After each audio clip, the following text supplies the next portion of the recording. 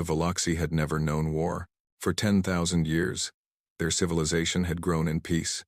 Their cities rose like crystals from the ground, tall and beautiful, catching the light of their twin suns. Their forests glowed with soft blue and green lights at night. Their people, gentle insectoid creatures with 4 arms and large, kind eyes, had built their society on trade and friendship. They had no weapons. They had no soldiers. They had never needed them.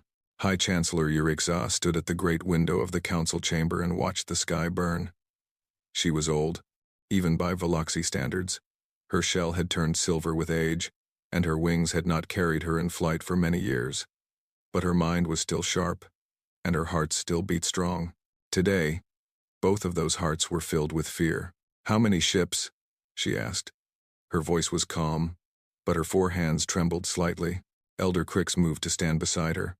He was younger than Irixa, but not by much. His compound eyes reflected the orange glow of the fires falling from the sky. "Our observers count 600 vessels, High Chancellor. Perhaps more. They are still arriving. 600 ships. The Veloxi Confederacy owned perhaps 50 vessels in total, and none of them were built for fighting. They were cargo ships, transport vessels, science stations, nothing that could stand against what was coming. The Kethari had arrived. Urixa had heard stories of the Kethari all her life. Every species in the galaxy had heard the stories. They were reptilian creatures, tall and powerful, with scales like armor and claws like knives. They had no interest in trade or friendship. They wanted only one thing: conquest. 17 civilizations had fallen to the Kethari in the last 1,000 years. 17 species had been conquered, enslaved, or destroyed. The Kethari moved through the galaxy like a plague, taking everything they wanted and burning what they did not need. Now they had come for the Veloxi. "Have they made contact?" Urixa asked. "Yes, High Chancellor." Crix's voice was heavy with grief. "Their commander sent a message 1 hour ago. He said we have 2 choices. We can surrender and serve them as slaves, or we can resist and die." Urixa closed her eyes. Around her, the other elders sat in silence. Some of them wept. Some of them prayed to old gods that the Veloxi had not worshipped in centuries. None of them spoke, because none of them knew what to say. What could they say? The Veloxi had no army. They had no weapons. They had spent 10,000 years believing that peace was possible, that friendship was stronger than violence, that the galaxy was a place of wonder and cooperation. They had been wrong. A massive explosion shook the council chamber. Through the window, Urixa saw one of their orbital stations fall from the sky, trailing fire and smoke. Thousands of Veloxi had lived on that station. Scientists, teachers, families, children, all gone in an instant. "High Chancellor," another elder spoke up. Her name was Vreen, and she was the youngest member of the council. "There may be one option we have not considered." Urixa turned to look at her. "Speak." Vreen reached into her robe and pulled out a small device. It was old, very old. The metal was scratched and worn, and the symbols on its surface were in a language that no living Veloxi could read. But Urixa recognized it immediately. The beacon. "No," Elder Crix said at once. His voice was sharp with fear. "We cannot. The Assembly warned us. They told us to use that device only in absolute desperation, only when all other hope was lost." "Look outside, Crix," Vreen replied. "Our cities are burning. Our people are dying. If this is not absolute desperation, then what is?" "You do not understand what you are asking," Crix insisted. "Do you know who will answer that beacon? Do you know what manner of creatures will come?" "I know the stories," Vreen said quietly. "Everyone knows the stories." Urixa took the beacon from Vreen's hands. It was heavier than it looked, as if it carried the weight of some terrible decision inside it. The Galactic Assembly had given this device to the Veloxi 300 years ago, along with a warning. The beacon would summon help, but the help it summoned would come from a species that the Assembly had locked away from the rest of the galaxy. A species so dangerous, so unpredictable, so utterly terrifying that the other races had decided it was better to contain them than to fight them. The humans. Urixa had never met a human. Very few living creatures had. They had been quarantined in their own section of the galaxy for centuries, given 100 star systems to call their own in exchange for one simple promise: stay away from everyone else. But the agreement had included one exception. If any member species of the Galactic Assembly activated an emergency beacon. Humanity was permitted to respond. It was, the assembly had explained, a kind of safety valve, a last resort for the most desperate situations. The stories say they are monsters, Crix whispered. Worse than the Kethari. Worse than anything. The stories say many things, Yurixa replied. She looked down at the beacon in her hands, then looked out at her burning world. Another explosion rocked the city, somewhere in the distance. She could hear screaming. What choice do we have? She asked. We can die with certainty.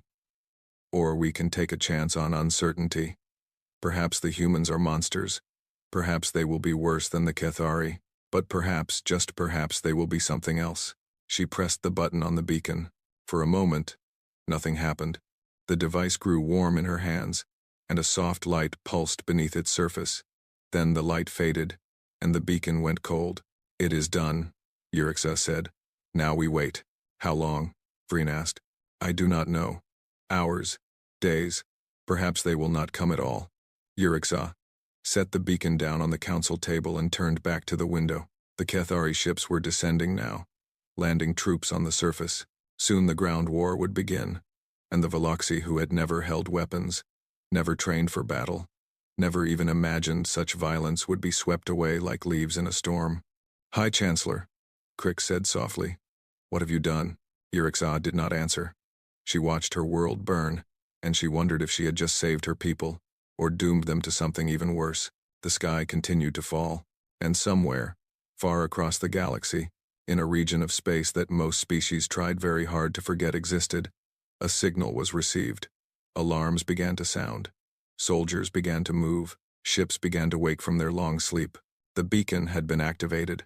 Humanity was coming. Supreme Commander Vex Torak stood on the bridge of his flagship and watched the Veloxi world die beneath him. It was a beautiful sight. The fires spread across the continents like blooming flowers, and the smoke rose up to paint the sky in shades of gray and orange. Another easy victory. Vex Torak was tall, even for a Kethari.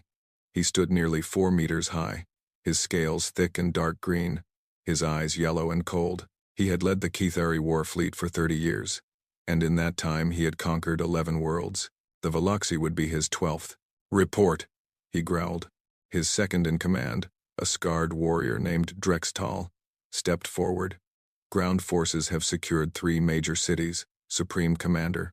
Resistance is minimal. These creatures do not even know how to fight. Of course they do not, Vex Torak replied. They are prey. They have always been prey. They simply did not know it until we arrived. The bridge crew laughed at this. It was a harsh sound, like rocks grinding together. The Kethari did not laugh often, but they enjoyed seeing weakness in other species. It reminded them of their own strength. How long until complete occupation? Vex Torak asked. 2 days, perhaps 3. Their underground shelters are well built, but they will not hold forever. Once we break through, the remaining population will surrender or die. Good. Vex Torak turned away from the viewport and settled into his command chair. Wake me when something interesting happens. The bridge fell into a comfortable silence. Officers monitored their stations, tracking the progress of ground forces and orbital bombardment. Everything was proceeding according to plan. Everything was normal. Then young Sithrak spoke up. Sithrak was different from the other Kethari officers. He was smaller, thinner, and his scales were a lighter shade of green. He had earned his position not through combat strength but through his mind. He was a strategist, a planner, and he had a habit of asking questions that others preferred to ignore. Supreme Commander, Sithrak said, our sensors detected an unusual energy signature approximately 1 hour ago. Vex Torak opened one eye. Unusual how? It was a transmission of some kind, very brief, very powerful. It appeared to originate from the planet's surface and was directed toward the outer galaxy. A distress call, Drextal said dismissively. The prey is crying for help. Let them cry. No one will answer. Perhaps, Sithrak replied. But the signal's destination was unusual. It was aimed at a region of space known as the Human Quarantine Zone. The bridge went quiet. Not the comfortable silence of before, but something else. Something heavier. Vex Torak sat up slowly. The Human Quarantine Zone, he repeated. Are you certain? Yes, Supreme Commander. For a long moment, no one spoke. Vex Torak looked around the bridge and saw something he rarely saw in Kethari eyes. Uncertainty. Superstition, Drextal said at last. His voice was loud, forceful, as if he was trying to convince himself as much as anyone else. The humans are a myth, a story that the elder races tell to frighten children. The humans are not a myth, Sithrak said quietly. They are real. The Galactic Assembly has maintained their quarantine for over 300 years. Then they are prisoners, Drextal replied. Weak creatures locked away for the safety of the galaxy. If they were truly dangerous, why would they allow themselves to be contained? Sithrak tilted his head. Do you know the story of how they were contained, Commander? Drextal did not answer. I have studied the records, Sithrak continued. The old records, from before the quarantine. The humans were not defeated in war. They were not threatened into submission. They were offered a deal. What kind of deal? Vex Torak asked. The Assembly gave them 100 star systems. Told them they could do whatever they wished within those borders, as long as they never crossed them. The humans agreed. Do you know why? No one answered. Because they were bored, Sithrak said. They had run out of things to fight on their own world. They had conquered every environment, killed every predator, tamed every creature that could be tamed. When they reached space, they started fighting each other instead. The Assembly's offer gave them room to spread out, room to explore, room to continue their endless wars among themselves. Vex Torak leaned forward. You speak as if you admire them. I speak as someone who has read the records, Supreme Commander. The humans evolved on a death world.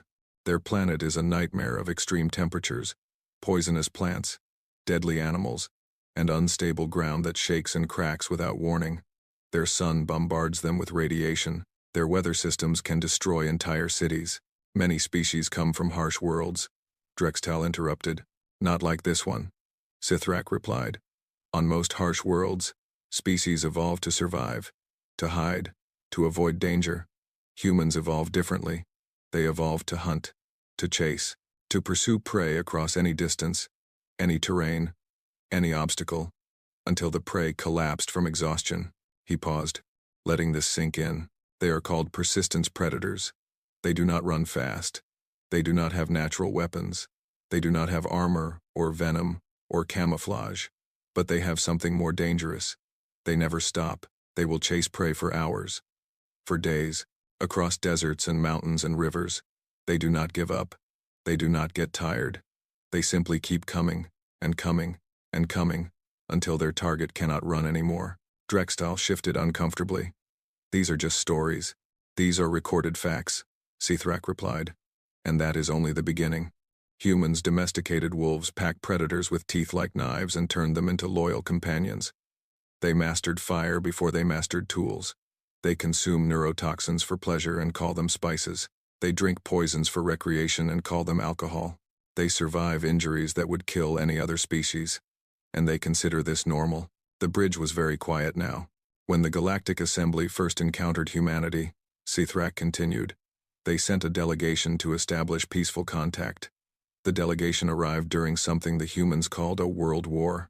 Humans were killing each other by the millions, using weapons of terrible power, fighting over ideas and resources and land. The delegation left immediately and recommended permanent quarantine. Vex Torak stared at the young officer. Why are you telling us this? Because if the Veloxi have sent a signal to the human quarantine zone, then the humans may respond. And if they respond, Supreme Commander, we need to be prepared for what is coming. Drextal laughed, but the sound was hollow. Prepared? We are the Kethari. We have conquered 17 civilizations. What can these humans do that we cannot handle? Sithrak looked at him with something that might have been pity. The elder races have a saying, Commander. They say that the Kethari are the monsters that the galaxy fears, but the humans are the monsters that the monsters fear. Vex Torak rose from his chair and walked to the viewport. Below him, the Veloxi world burned. His fleet surrounded it like a net of steel and fire. 600 ships, crewed by warriors who had never known defeat. I do not believe in stories, he said. I believe in strength, and we are strong. He turned back to his crew. Continue the assault. If the humans come, we will show them what real monsters look like. But as he spoke, Vex Torak noticed something strange. His hands were shaking. He hid them behind his back and hoped no one had seen. 3 days had passed since the beacon was activated. High Chancellor Yurikza had stopped counting the dead. The numbers were too large, too terrible, too impossible to hold in her mind. She sat in an underground bunker beneath what had once been the capital city, surrounded by the survivors of her council and the few civilians they had managed to save. The bunker was cold and dark. The power systems had failed yesterday, and now they relied on emergency lights that flickered and buzzed. Water was running low. Food was nearly gone. Above them, the Kethari ground forces were searching for survivors, and their heavy footsteps could be heard through the ceiling like thunder. The beacon failed, Elder Crick said. He sat in the corner, his wings folded tightly against his body. He had not moved in hours. No one is coming. We are going to die here. Yurikza did not respond. She had no words left. She had spent 3 days hoping, praying, watching her world burn, and now she felt empty. Perhaps Crix was right. Perhaps no one was coming. Perhaps the humans had received the signal and simply decided not to respond. Or perhaps the humans were not real at all. Perhaps they were just a story, a myth, a false hope that the galaxy told itself to feel safer in the dark. A young Veloxy communications officer burst into the room. Her name was Tillix, and she was barely more than a child. She had been crying earlier, but now her eyes were wide with something else. High Chancellor, she gasped. Our deep sensors, the backup ones, they are detecting something. Yurikza looked up slowly. Detecting what? Ships, High Chancellor. Many ships. They are entering the system from fold space. More Kethari? Crix asked bitterly. No. Tillix's voice trembled. The energy signatures are different. They do not match any known species in our database. They are coming from the direction of the quarantine zone. Yurikza stood up so fast that she nearly fell. Her old legs ached, but she did not care. She pushed past the others and followed Tillix to the communications room, where a single working sensor screen showed what was happening in orbit. She stopped. She stared. She forgot to breathe. Ships were appearing in space above Varath Prime. Not one ship. Not 10 ships. Hundreds of ships, pouring out of fold space in perfect formation. Their hulls dark and angular. Their weapons already glowing with power. They were ugly ships. There was no grace to them, no elegance, no beauty. They looked like they had been built for one purpose and one purpose only: violence. They were covered with guns and armor and engines, and they moved through space like predators closing in on prey. How many? Yurikza whispered. 200 confirmed, High Chancellor. Possibly more. They are still arriving. 200 ships, against 600 Kethari vessels. Those were terrible odds, but the Veloxy had nothing. Any ally was better than none. Are they receiving communications? Yurikza asked. They are broadcasting on all frequencies, High Chancellor. Open channel. They want everyone to hear. A voice filled the room. It was a female voice, calm and steady, speaking in a language that the translation systems had to work hard to process.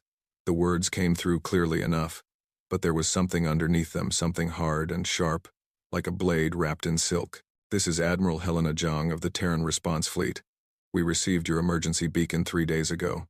Sorry for the delay, we had to wake up some ships that haven't flown in a while. We are here to assist. Please remain in shelter and keep your heads down. Things are about to get loud. Yurikza felt tears forming in her eyes. She did not know if they were tears of relief, or fear, or something else entirely. The humans were real. The humans had come. But what exactly had she invited to her world?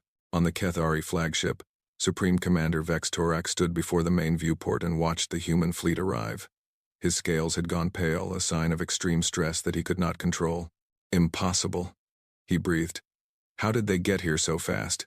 Fold space technology, Sithrak replied. His voice was quiet, but there was something in it that sounded almost like satisfaction. The humans have been improving their engines for 300 years. They had nothing else to do. Sir, the communications officer spoke up. The human flagship is hailing us. Put them through. The view screen flickered, and then Vex Torak saw a human for the first time in his life. Admiral Helena Zhang was small. Impossibly small. She could not have been more than 2 meters tall, with soft skin the color of light brown wood and black hair cut short. Her eyes were dark and calm, and she sat in her command chair as if this were a routine patrol rather than a confrontation with 600 enemy warships. Commander, she said. Her voice was polite, almost friendly. I am Admiral Zhang. You seem to be attacking a species that has asked for our help. I am going to need you to stop. Vex Torak bared his teeth. It was a threat display, a show of dominance that had made countless enemies tremble. You are outnumbered 3-1, human. Your threats are meaningless. Zhang smiled.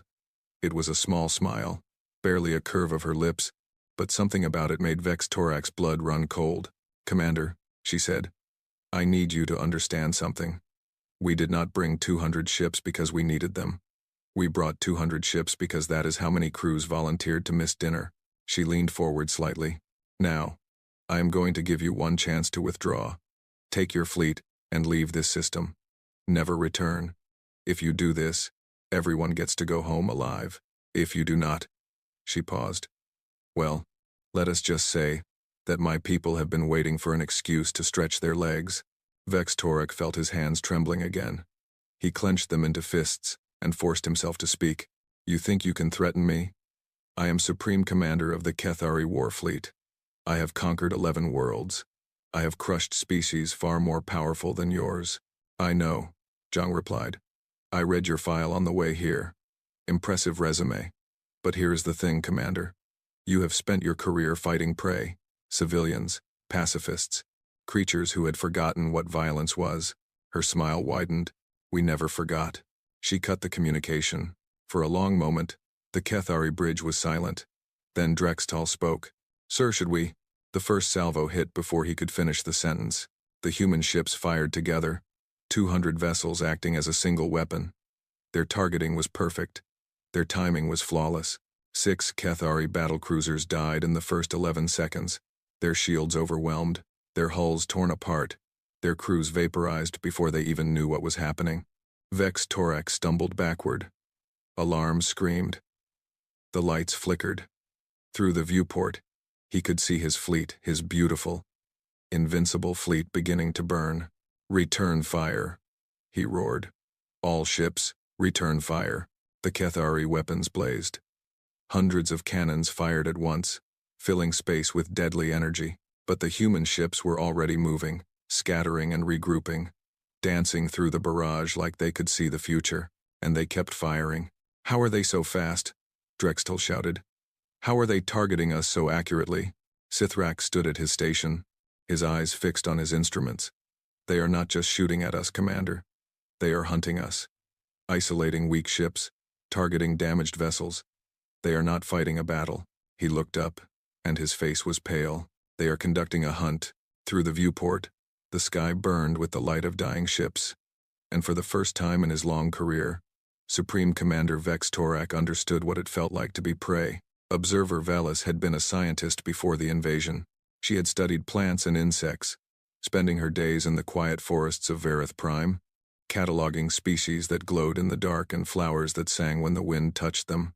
She had never seen violence. She had never imagined it. Now she crouched in the ruins of her laboratory, watching monsters fight monsters. The human dropships had come down like meteors, burning through the atmosphere and slamming into the ground near Kethari positions. Velis had expected the humans to set up defensive lines, to build walls and wait for the enemy to come to them. That was what made sense. That was what any reasonable species would do. But the humans did not do that. They came out of their ships running, not away from the Kethari, toward them. Velis had attached herself to a squad of human soldiers, marines. They called themselves, who had allowed her to follow at a safe distance. They said they wanted someone to document what happened. They said the galaxy should know. Now she understood why. The squad leader was a woman named Sergeant Chen. She was small, like all humans, barely reaching Velis's shoulder. Her skin was a light pink color, and her hair was the color of fire. She carried a weapon that was almost as long as she was tall, and she moved through the ruined city like she had been born there. Contact left, one of her soldiers called out. 4 Kethari, moving through the plaza. Chen raised her hand, and the squad stopped. They did not hide. They did not retreat. They simply waited. The Kethari came around the corner, their scales gleaming in the firelight, their weapons raised. They were huge, 3 times the size of any human, and their claws left grooves in the stone as they walked. They saw the humans. They roared and charged. What happened next took less than 10 seconds. The humans fired together.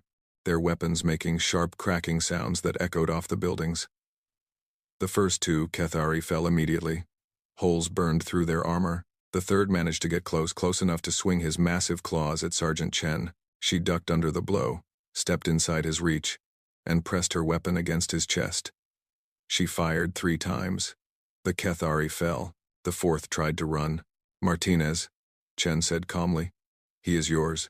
One of the other humans, a young man with dark skin and a quiet smile, raised his weapon and took aim. The Kethari was already 50 meters away and moving fast. Martinez fired once. The Kethari stumbled. He fired again. The Kethari fell and did not get up. "Clear," Martinez said. "That was almost too easy." "Do not get comfortable," Chen replied. "There are a lot more where those came from." Velis stared at the bodies on the ground. 4 Kethari warriors. The same creatures who had conquered 17 civilizations, who had burned her world, who had killed millions of her people, dead in seconds. "How?" she whispered. "How did you do that?" Chen looked at her with those strange flat eyes that humans had. "Practice," she said simply. "Lots of practice."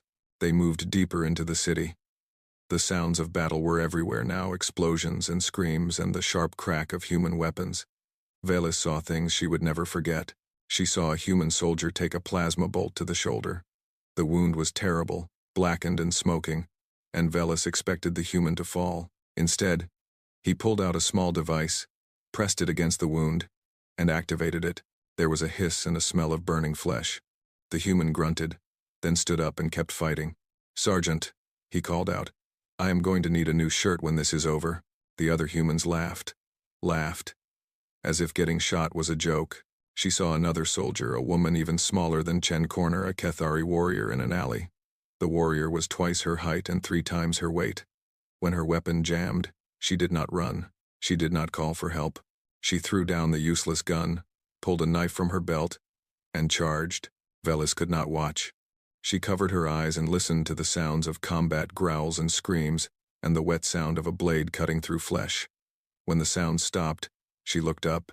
The human was standing over the Kethari's body, breathing hard, covered in green blood that was not her own. There was a deep cut on her arm, but she was smiling. "Tough bastard," she said. Then she wiped her knife on her pants and rejoined the squad. But the worst part, the part that would haunt Velis for the rest of her life, was what happened when the Kethari started to run. Word had spread through the Kethari forces. The humans were not normal enemies. They were something else. Something wrong. They did not fight like civilized species. They did not form lines or follow rules or accept surrender. They hunted, they stalked, they chased, and they never, ever stopped. Velis watched a group of Kethari warriors flee from a building, throwing down their weapons and running as fast as their legs could carry them. They were fast, much faster than any human could run. Surely they would escape. The humans did not chase them. Not at first. They simply watched, tracking the fleeing enemies with their eyes, noting which direction they went. "Persistence protocol authorized," a voice said over the communication system. It was Admiral Zhang, speaking from orbit. "All units, you are cleared for extended pursuit. Show them what we are." Chen smiled. It was not a nice smile. "You heard the Admiral," she said. "Let us go for a jog." The humans began to run. Not fast, not compared to the Kethari, but steady, constant, unchanging. Velis followed as long as she could, but eventually she had to stop. Her legs burned. Her lungs ached. She collapsed against a wall and watched the humans disappear into the distance. Still running, still following, still hunting. She learned later what had happened. The Kethari had run for 8 kilometers before their bodies gave out. They were sprinters, built for short bursts of speed. When they slowed down, the humans caught up. When they sped up again, the humans fell behind, but only for a moment, and then they caught up again. This went on for hours. By the end, the Kethari were crawling. Some of them were crying. They begged for mercy, for rest, for death, anything to make it stop. The humans gave them a choice: surrender or keep running. They all surrendered. On the flagship, Supreme Commander Vex Torak listened to the reports from the surface. His fleet was broken, half his ships destroyed, the rest retreating to the edge of the system. His ground forces were being hunted through the ruins of the very cities they had conquered. "They are not soldiers," one of his commanders reported, his voice shaking. They are predators. They do not fight to win. They fight to consume. Our warriors are losing their minds down there. They see humans everywhere. They hear footsteps in the dark. They cannot sleep. They cannot rest. The humans are always coming. Vex Torak closed his eyes. Sithrak had been right. The stories had been true. The humans were not the greatest warriors in the galaxy. They were not the strongest or the fastest or the most advanced. They were something worse.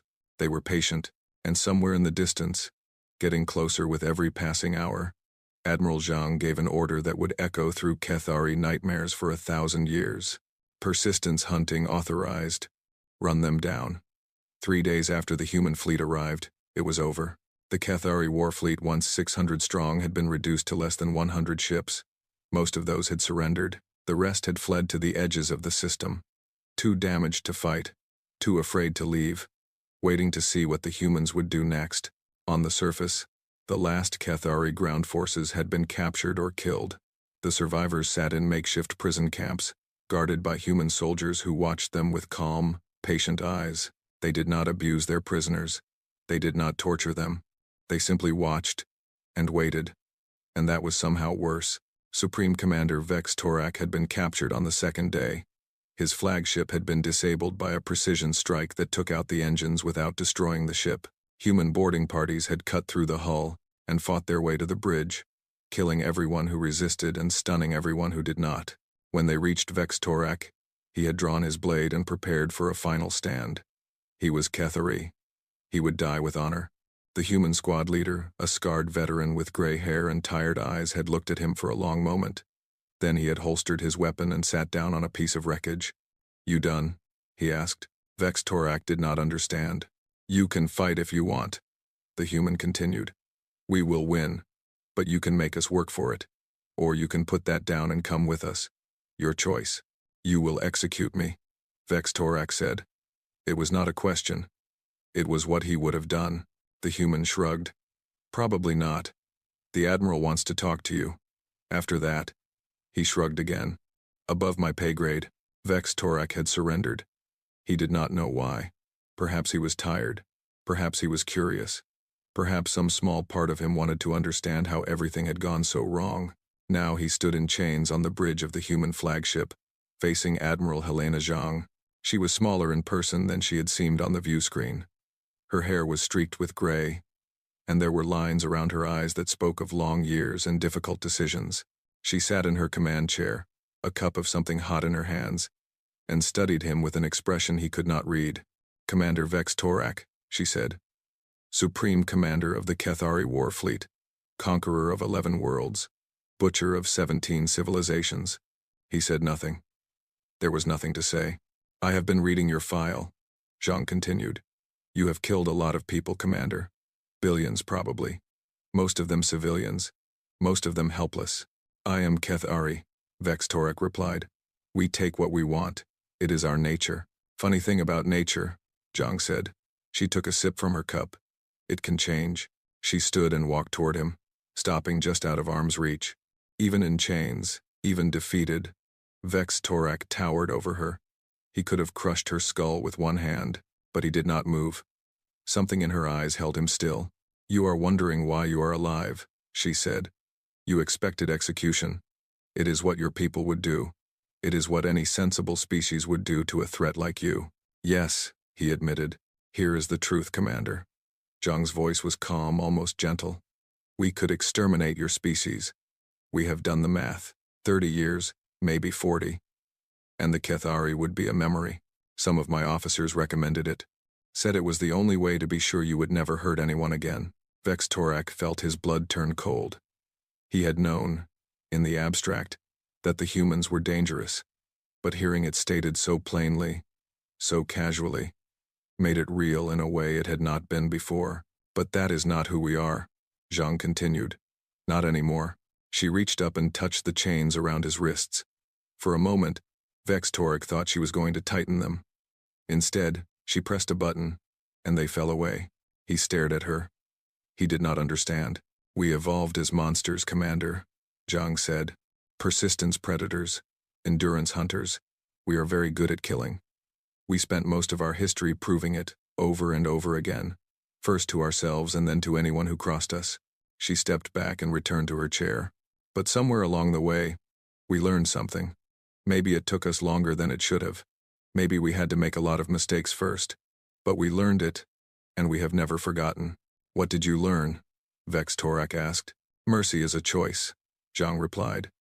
And it is a choice that only the strong can make. The weak cannot afford mercy. They are too busy surviving. But the strong, the truly strong, can choose to spare their enemies, can choose to show kindness instead of cruelty, can choose to build instead of destroy. She met his eyes. We are strong enough to destroy you, Commander. And we choose not to. Vex Torak stood very still. In all his years of conquest, no one had ever spoken to him like this. No one had ever shown him mercy and called it strength. Go home, Zhang said. Take what remains of your fleet and return to your empire. Tell them what happened here. Tell them the humans could have ended you and did not. And tell them that if you ever threaten another peaceful species again, we will not be so philosophical about it.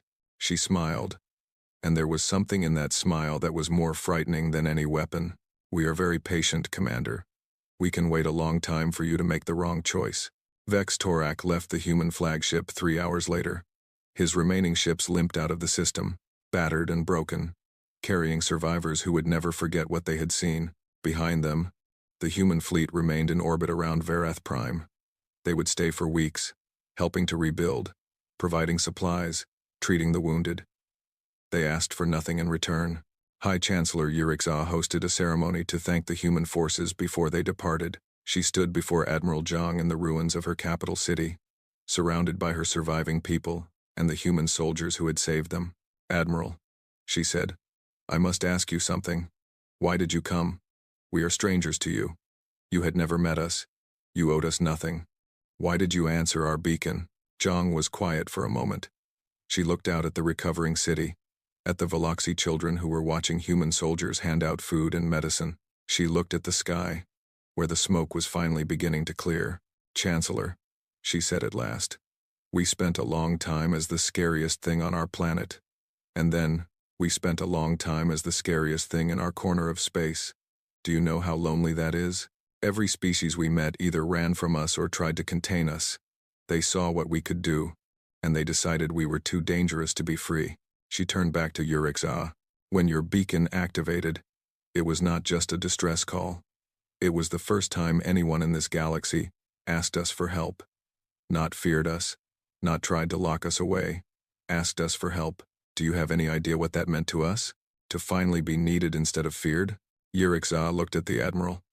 This small, soft-skinned creature who commanded death fleets and hunted monsters through the stars. She had expected to see a predator. Instead, she saw something else. She saw hope, and she saw loneliness, and she saw a desperate, ancient need to be seen as something more than a weapon. Perhaps, Yurikza said slowly, it is time the galaxy stopped telling stories about humanity. Perhaps it is time we started listening to them instead. Zhang smiled. It was a real smile this time, warm and genuine and touched with something that might have been gratitude. I would like that, Chancellor, she said. I think we all would. She extended her hand. It was a human gesture of friendship, Yurikza had learned. A way of showing trust by offering an empty hand that held no weapon. Yurikza reached out with one of her 4 hands and took it. Above them, the sky was clearing. The fires were going out. And somewhere in the distance, the first new buildings were beginning to rise from the ashes. The monsters had come to Varath Prime, and they had chosen to be heroes instead.